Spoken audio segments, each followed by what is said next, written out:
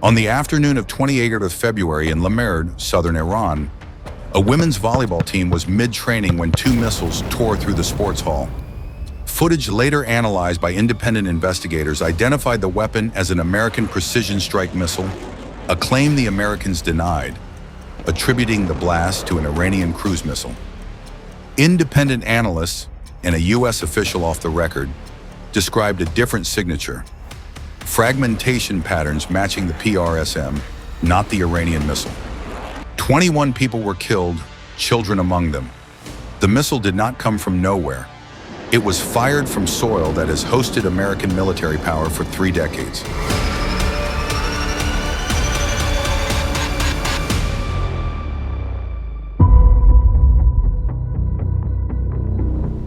Kuwait's relationship with American firepower did not begin with this war.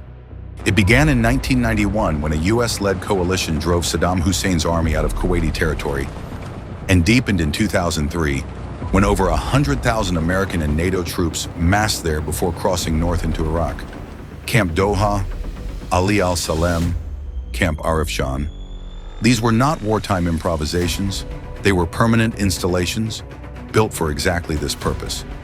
Bahrain runs just as deep, hosting the U.S. Fifth Fleet headquarters since 1995, guarding the Strait of Hormuz, which Iran has now closed.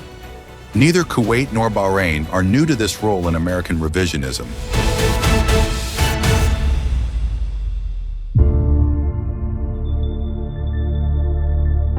Not every Gulf state carries the same exposure. Oman kept ties with Tehran even after Saudi Arabia severed them, casting itself as mediator, and has paid the lightest price. Saudi Arabia and the UAE sit in the middle, attacked repeatedly, pulled from neutrality into co-belligerency, launching their own strikes on Iran. Jordan absorbed missiles aimed largely at the air bases it hosts, but none of them did what Kuwait and Bahrain did: put ground-launched ballistic missiles within reach of Iran's most valuable province on their own soil. That is a different order of involvement and target.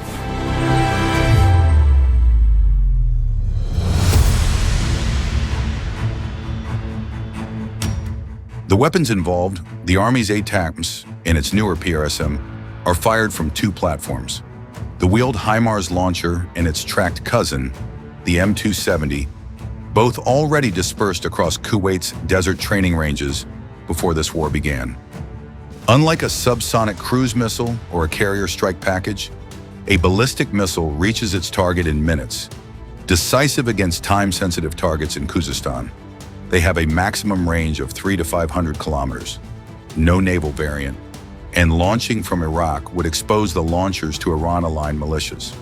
Kuwait sits roughly 200 kilometers from Khuzestan, the heart of Iran's oil industry. Bahrain sits further south, still comfortably inside range.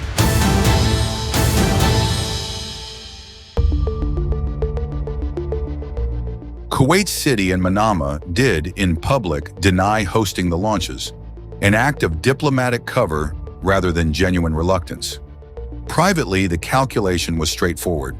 Both governments had spent years watching Iran arm proxy militias, threaten shipping through Hormuz, and edge toward a nuclear capability.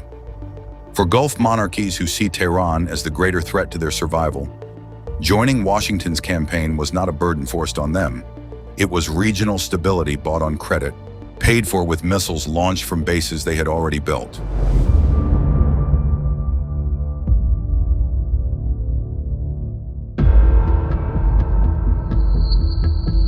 Iran has retaliated exactly as it warned it would, striking radar systems, depots, and power infrastructure inside both countries since June. Bahrain and Kuwait are compact, densely built city-states with none of the strategic depth a larger patron can absorb. They chose this alignment with open eyes, betting Iran's threats were empty and American protection was permanent. If the war has proven anything, it is that neither bet was safe.